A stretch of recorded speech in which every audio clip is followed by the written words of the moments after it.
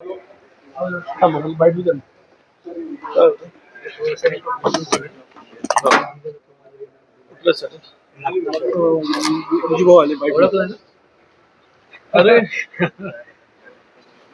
तुम्ही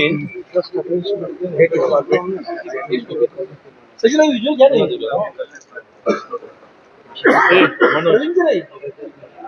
नहीं तो बोलो चाह के मजा चाह के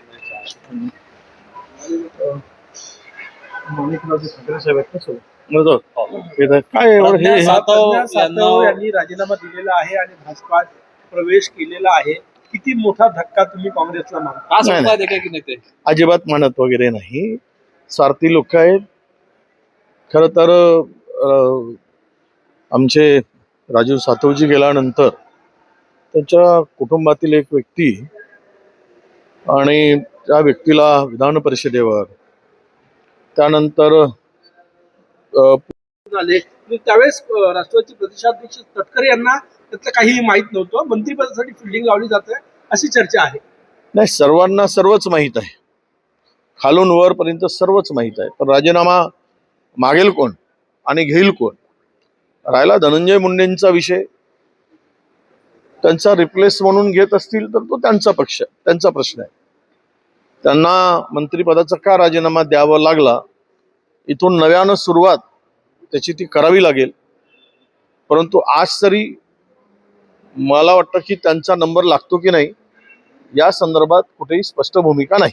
मुंबई महानगरपालिकेची सगळ्या चर्चा सुरू आहे, पण राष्ट्रवादी काँग्रेस शरद पवार पक्ष ठाकरे बंधूंसोबत जाण्याची शक्यता आहे. काँग्रेसला एकटं पाडून ही सगळी भूमिका घेण्यात येत आहे का? काय नेमका आपली नाही, यामध्ये नक्कीच ती भूमिका आता पुढे येताना दिसते आहे.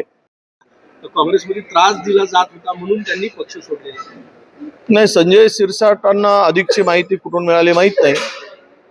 ज्यांना 2-2 वेळा विधान परिषदेवर निवडून न येता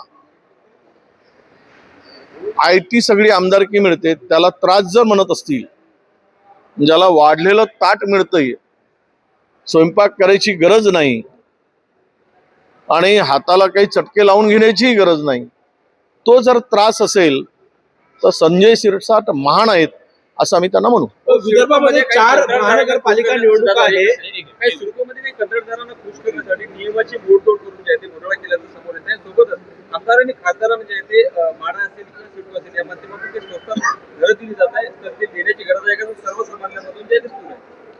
मला माहित नाही, मी काही त्यातला मेंबर नाही आणि मी काही घरं घेतलेली नाही तशी फुकटातली. मी एकदाच आमदाराला जे मिळतं माडाच्या घरातून ते घर एकदा घेतलेलं होतं एकच वेळा, कारण माझं मुंबईत कुठलंही घर नव्हतं म्हणून. त्यामुळे कोणी कुठली सोयी घेतो, सोयीनं करतो. आता नागपुरात सुद्धा एक आमदार आहेत की ज्यांनी जे माणिकराव कोकाटेने केलं तेच विदर्भातल्या एका आमदारांनी सुद्धा केलेलं आहे. तो भारतीय जनता पक्षाचा आमदार आहे. त्याच्यावर गुन्हाही दाखल झाला आहे आणि हायकोर्टामध्ये केस पण आहे. त्या तुम्ही सगळ्यांनी वाचला असेल. त्यामुळे अनेक जणाला ती माहिती आहे. तो चंद्रपूर जिल्ह्यातील आमदार आहे आणि त्यांनी सुद्धा असाच फायदा घेतलेला आहे आणि त्याची केस सध्या हायकोर्टामध्ये पेंडिंग आहे. त्यामुळे कोण काय करतो, सत्तेत राहून सगळं चालतं, विरोधात मात्र अजिबात चालत नाही. महाराष्ट्र लुटून खाला तरी सत्तेमध्ये आलवेला आहे, पण विरोधकांनी मात्र छोटीशी चूक केली तरी त्याला सोडता कामा नये. हे नवं राजकारण महाराष्ट्रामध्ये आता प्रचंड रुजत चाललंय. हे मला वाटतं की महानतेचे लक्षण आहेत. महानगरपालिका निवडणुकीमध्ये काँग्रेसची विदर्भात काय भूमिका आहे, कोणासोबत अलायन्स करणार आहे, आम्ही नागपूर चंद्रपूरमध्ये समविचाराशी पुरोगामी विचाराशी जे विचार जोडलेले पक्ष आहेत त्यांच्याबरोबर वाटाघाटी सुरू आहे. चंद्रपूरच्या आणि 2-3 दिवसामध्ये त्या सगळ्या वाटाघाटी पूर्ण होतील असं मला वाटतं. चंद्रसोबत काय भूमिका असणार आहे या चालली आहे, चर्चा चालली आहे.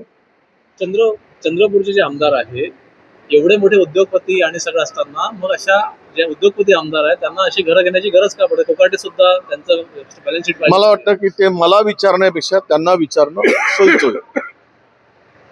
त्याचं उत्तर त्यांच्यापाशी आहे. त्यांचं उत्तर मी कसं काय देऊ शकेल? सिडकोमध्ये काही करण्यासाठी नियमाची मोडतोड केली जाते हा सिडकोमध्ये काही कंत्राटदारांना सगळंच चाललेलं आहे. आता त्यावर न बोललेलं बरं. आभाळ फाटलेलं आहे, शिवणार कुठून? चादर फाटली तर शिवता येईल, आभाळ फाटलेला आहे आणि आभाळ एवढं सगळं काम चाललेलं आहे. प्रचंड हाहाकार म्हणण्यापेक्षा आता सगळं स्वायत्तताच संपुष्टात आलेली आहे आणि जे म्हणेल सरकार ते अधिकारी करतात, कंत्राटदारही करतायत. त्यामुळे महाराष्ट्र हे एकदम स्वच्छ कारभार करणारं महाराष्ट्र आहे असं बिरुदावली सुद्धा लावून घेण्यासाठी सगळे मोकळे. थँक्यू. थँक्यू. हिंदीला